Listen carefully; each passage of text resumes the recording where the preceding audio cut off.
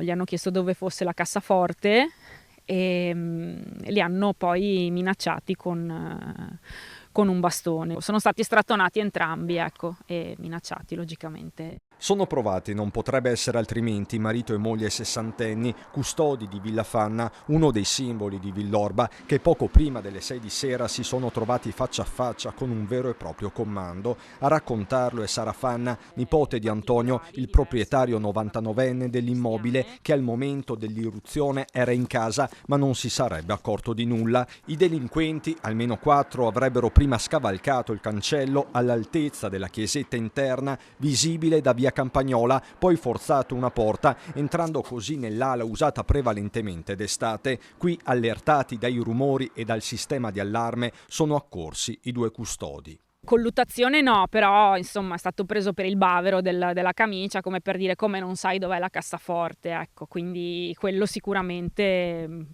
per gesto non troppo eclatante, insomma, però mette tanta paura. A minacciare marito e moglie con bastone sono stati in 3, mentre un quarto soggetto si trovava in un'altra stanza, da capire se ci fossero altri banditi ad aspettarli all'esterno della villa. Sono scappati perché il custode, insomma, si è fatto valere, cioè è un omone, quindi tutto sommato.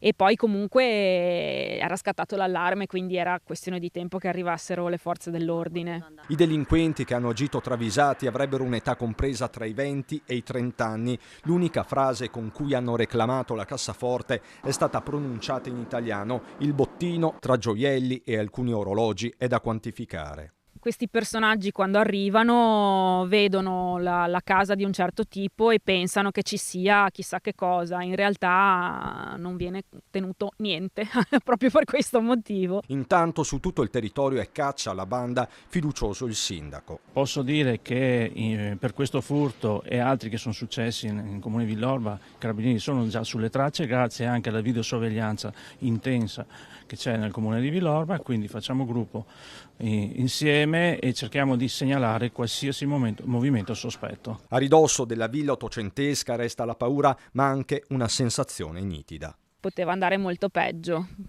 Questa volta è stato un bastone, non erano armati di coltelli fortunatamente, perché in queste occasioni non sai mai chi ti trovi davanti e soprattutto che cos'ha.